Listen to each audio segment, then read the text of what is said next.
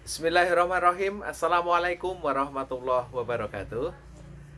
Halo anak-anak semua, bagaimana kabarnya? Mudah-mudahan kalian dalam keadaan yang sehat dan baik. Untuk kesempatan kali ini, pertama, Paris ingin mengucapkan taqabbalallahu minna wa minkum. Mohon maaf lahir dan batin atas semua kesalahan dan kekhilafan dari Paris kepada anak-anak dan bapak ibu semua di rumah. Baik anak-anak, berjumpa kembali dalam pembelajaran IPA. Kali ini, Pares akan membahas soal persiapan penilaian akhir tahun yang sebentar lagi akan kalian hadapi di semester 2 ini. Oke, anak-anak, kalau kalian sudah menyimak soal tersebut, sudah Pares kirim di lmssdmuhcc.net. Nomor 1, soal tentang metamorfosis. Di situ disebutkan contoh hewan yang mengalami metamorfosis sempurna adalah di pilihannya ada A. belalang, B. jangkrik, C. kecoa, dan D. nyamuk. Ya, kalian harus menganalisis soal ketika besok penilaian akhir tahun dengan lembaran. Berarti kalian harus mencoret yang salah. Yang belalang itu salah, dicoret, shred. Kemudian jangkrik juga salah, shred. Kemudian kecoa juga salah, shred. Yang benar dicentang. Gini. Ya, yang benar adalah jawaban di option D, yaitu nyamuk. Oke, kita lanjutkan soal nomor 2. Contoh hewan yang mengalami metamorfosis tidak sempurna. Jawabannya adalah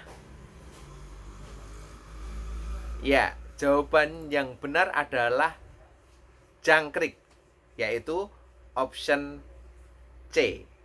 Gitu ya.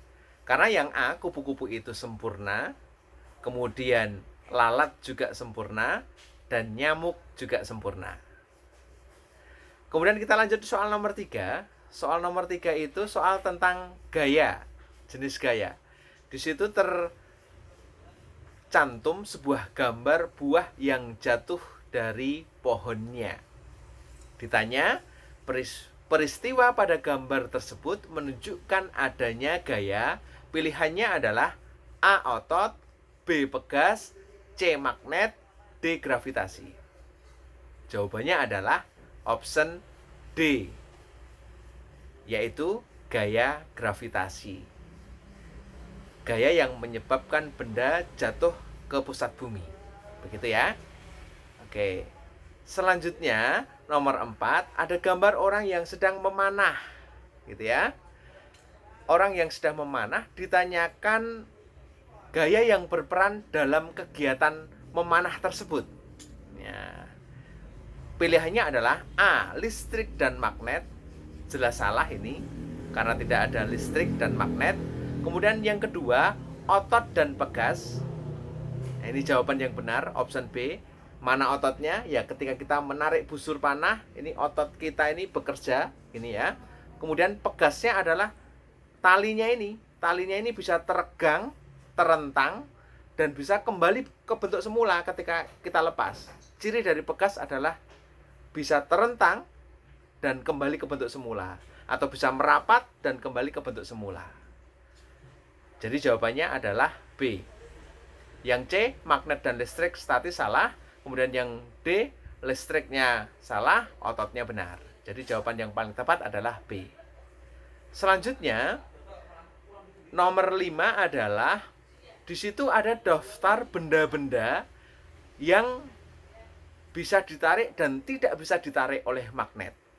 Nah, ternyata pertanyaannya adalah menentukan benda-benda yang dapat ditarik oleh magnet. Benda apa itu coba namanya, istilahnya? Yaitu benda magnetis. Gitu ya. Nah, jawaban dari nomor 5 adalah paku bisa tidak? Ya, betul. Benar, paku bisa. Kemudian yang kedua, kertas. Kertas tidak bisa. Kemudian yang ketiga, plastik. Plastik juga tidak bisa. Kemudian jarum bisa. Dan yang kelima, peniti bisa. Jadi jawabannya adalah 1 dan 5. Option A. Gitu ya.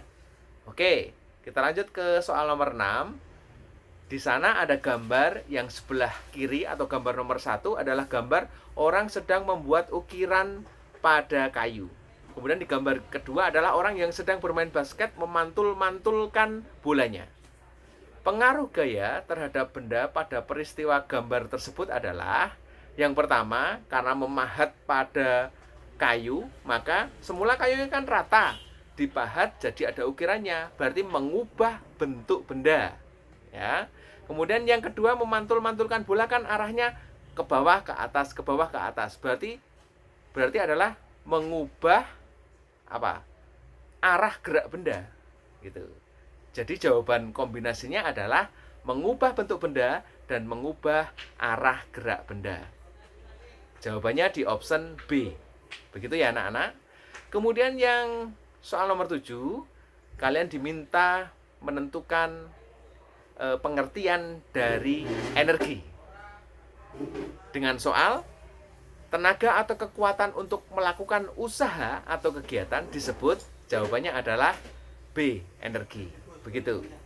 Nah, kemudian di nomor 8, kalian ditanya tentang sumber energi. Sumber energi utama yang berada di bumi kita ini, jawabannya adalah matahari. Ya, option A. Karena matahari merupakan sumber energi utama yang menopang kehidupan manusia di bumi ini. Begitu ya. Kemudian nomor 9. Nomor 9 ini adalah soal tentang perubahan bentuk energi. Ingat, perubahan bentuk energi itu dari energi apa menjadi energi apa dalam alat tertentu. Di soal nomor 9 tercantum alat yaitu setrika. Pasti di rumah kalian ada alat tersebut. Ketika kita memakai, kita memasukkan steker ke dalam stop kontak, maka dari situ kita dapat menentukan bentuk perubahan energinya, yaitu dari energi listrik menjadi energi panas. Maka jawabannya adalah B, listrik menjadi panas. Dan yang terakhir, nomor 10. Pak Rois memilih soal tentang energi alternatif. Di situ nomor 10 berbunyi, energi alternatif yang berasal dari kotoran hewan yang digunakan sebagai pengganti LPG. Ayo, tahu LPG kan? LPG di rumah, ya. Ada tabung gas itu yang digunakan untuk memasak. Disebut apa?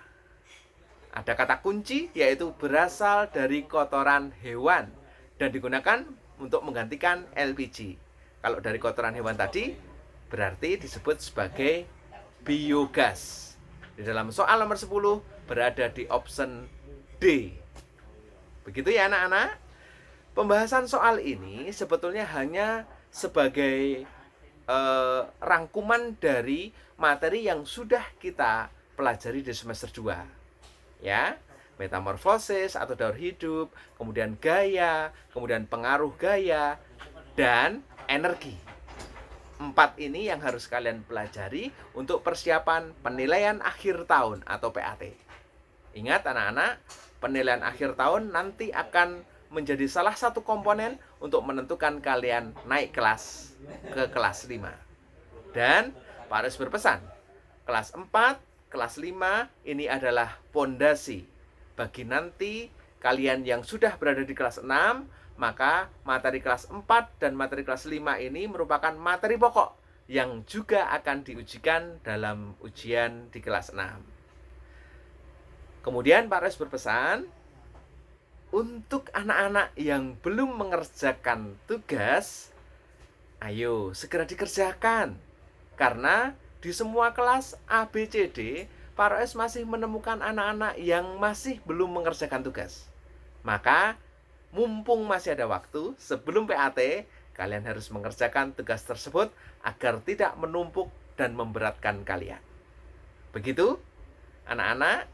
Anak-anakku yang soleh dan solehah, tolong dicermati pembelajaran ini dengan baik. Jika ada sesuatu yang ingin kalian tanyakan, karena kondisi kita masih pembelajaran secara online, jangan ragu, jangan takut, jangan malu. Silahkan menghubungi Bapak Ibu Guru melalui nomor WA masing-masing yang sudah kalian punyai. Begitu anak-anak, itu pesan Pak Rois. Jangan lupa, tetap jaga kesehatan.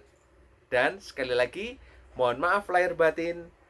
Taqabbalallahu minna wa minkum. Selamat belajar anak-anak. Para yakin kalian bisa mempelajari semua materi dengan baik untuk persiapan PAT. Salam sehat. Wassalamualaikum warahmatullahi wabarakatuh.